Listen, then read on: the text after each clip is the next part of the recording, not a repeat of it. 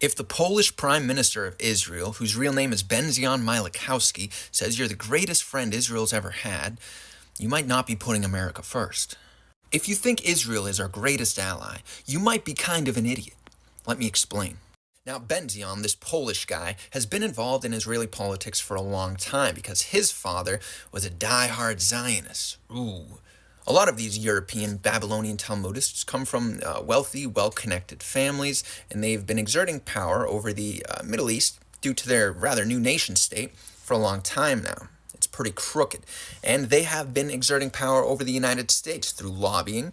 I mean, it's been bragged about. The Israelis, the Prime Minister, Benzion Milikowski, had bragged about it in the 80s, about how much power the Israeli Jewish lobby groups have over America. Now, one example is AIPAC, right? The American Israeli Political Action Committee, or whatever the hell it stands for. Now, you can see here on AIPAC Tracker, this great account that shows the amount of money AIPAC gives to different elected officials in America. And you can see how many of our House of Representatives are funded by AIPAC.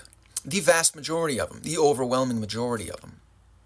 Just a quick side note, too, unrelated, if you look at the media conglomerates in the United States, the vast majority of them have administrative folks, executives, who are Jewish, and that's totally unrelated, but a lot of them are also Zionists, and it has nothing to do with they're Jewish, but if they weren't Jewish, they wouldn't be Zionists, right? That's just how it goes. Now, the only problem with all that is the fact of American Zionists, international Zionists, advocating on behalf of Zionism to the American people, sometimes masquerading as patriotism, as saving American freedom, saying, hey, these brown Muslims, they hate you because you're free.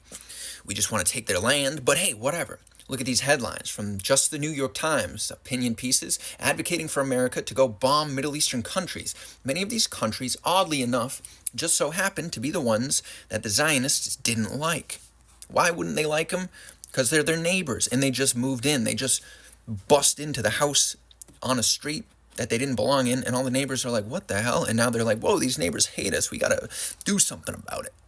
Now, if you look at these statistics, you'll see Jewish Americans being overrepresented in certain classes, right? Within the Supreme Court, as billionaires, nearly 40% of billionaires and only 2% of the population. That's pretty impressive. So they're able to exert a lot of influence for whatever their desires may be, and a lot of times their desires line up with Zionism. And owning American politicians, funding their campaigns, and threaten to fund campaigns of anyone who runs against them if they don't bow over to AIPAC's demands is profitable business. Look at how much money Israel has gotten in the past numerous decades. Over $200 billion. Well over $200 billion. Over $300 billion, actually. But $200 billion specifically towards the military, so they can terrorize people in the area on behalf of us, right? Which is on behalf of them. Now I know what you're thinking. Isn't Israel the only liberal democracy in the region, though? Wasn't Palestine and Gaza ruled by people who would throw gay people off of buildings? Meanwhile, Tel Aviv is like the gay capital. And Israel also shelters pedophiles? Well, actually, yeah, that's true. Jewish Community Watch, which is an organization dedicated to monitoring pedophiles who escape to Israel, and many of them do. And this article just came out in 2020, which talks about since up to 2014, I believe. Since 2014, has identified more than 60 people who fled from the U.S. to Israel because Israel won't send them back if they're pedophiles. And a lot of times they go on to commit crimes in Israel as well, but it's okay because it's Israel. So get rid of the notion that Israel is a hotbed of anything just. I posted some previous videos about earlier meddling in our country by them, by Zionists in particular, and just the real cloudy, ugly, disgusting formation of Israel, which was at the behest of the Rothschilds, lobbying Britain to take land from the Ottoman Empire so they could create this new nation state. And different Zionists at the time, Theodor Herzl even, the founder of Zionism, were talking about, well, they need some land, right? Maybe we'll take some land in Argentina. Maybe we'll take some land in Africa or the Middle East. Anywhere where there's poor brown people who us rich Europeans can just go take their land. Classic colonialism.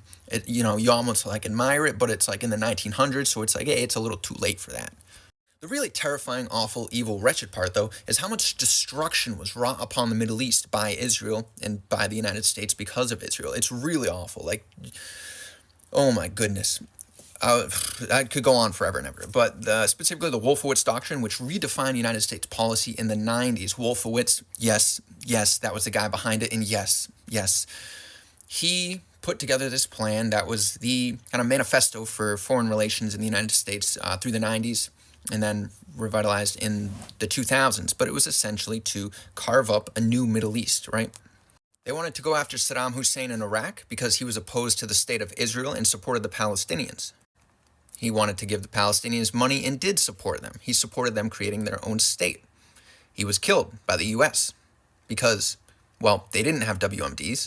And prominent Israel member of parliament had said that they don't have WMDs, but they didn't tell America because, well, it would work for them if they just hid that, right? And just said, hey, yeah, fucking Powell saying, we got this vial of powder, let's go destroy Iraq for Israel. Gaddafi, too, spoke out against Israel, saying that they have no right to be there. They're just this brand new European nation state that was placed in the Middle East at the crumbling point of the Ottoman Empire. It's absurd. He called them out. He called out their link to the assassination of President Kennedy. He believes, allegedly, I made a video on that too. It's pretty sketchy, right? John F. Kennedy was the last president to not like Israel, just so happened to die. Another president who was not too fond of Israel was Nixon.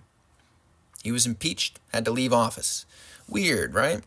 And Gaddafi, which I advise everyone to go read about what he said about Israel and about the United States and meddling in the region and trying to unite Africa. And they stopped him dead in his tracks. The United States took him out. And we also took out Syria, tried to take out Syria. Eventually it worked.